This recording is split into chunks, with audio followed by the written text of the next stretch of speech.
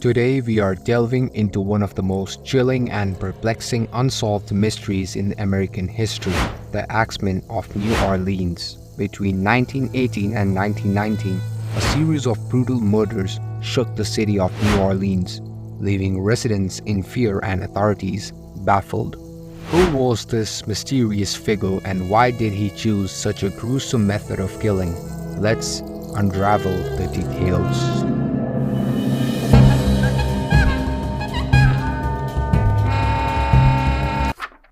New Orleans, known for its vibrant culture and lively jazz scene, was plunged into terror in the early 20th century. The Axeman's reign of terror began on May 23, 1980, when Joseph and Catherine Maggio were found murdered in their home. The killer had entered through a panel on the back door, which had been chiseled out.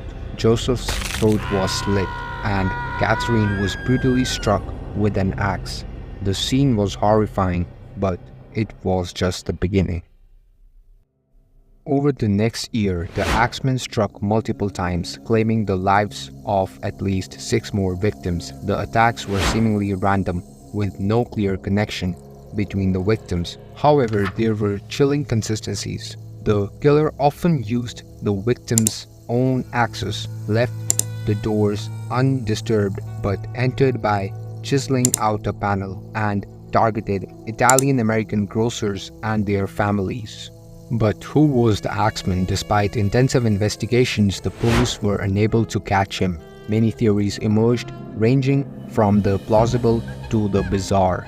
Some believed the Axeman was a deranged serial killer with a personal vendetta, while others speculated he was a supernatural entity. The most infamous theory came from a letter supposedly written by the Axeman himself.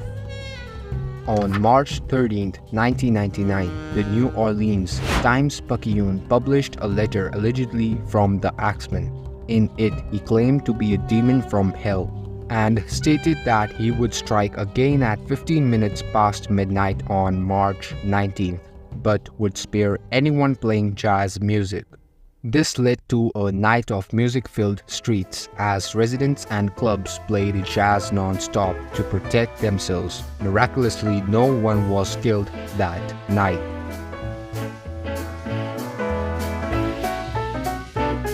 The Axeman's letter added a chilling, psychological element to his reign of terror. The police worked tirelessly, questioning suspects and exploring leads, but the killer always remained one step ahead. Some suspects included Joseph Mumfre, who was later killed under suspicious circumstances, and a series of petty criminals. None of these leads resulted in a conviction. The Axeman's final known attack occurred on October 27, 1999, when Mike Pepitone was found dead in his home. Like the previous victims, Pepitone had been brutally attacked with an axe. After this murder, the Axeman seemed to vanish without a trace, leaving the case unresolved and the city haunted by the mystery. Over a century later, the Axeman of New Orleans continues to fascinate and frighten historians, and true crime enthusiasts have pored over the details, but definitive answer remains elusive. The case has inspired numerous books, documentaries, and even a storyline in the TV series American Horror Story. Yet, the true identity of the Axeman remains one of the greatest unsolved mysteries in criminal history. As we conclude this deep dive into the Axeman of New Orleans, we are left with more questions than answers. Who was this elusive killer? Why did he choose his victims and method so specifically? And what drove him to such madness? While we may never know the full truth, the legend of the Axeman endures a dark chapter in the rich history of New Orleans. Alright, so guys, this was the wrap for this video. I hope you enjoyed it and thanks for watching.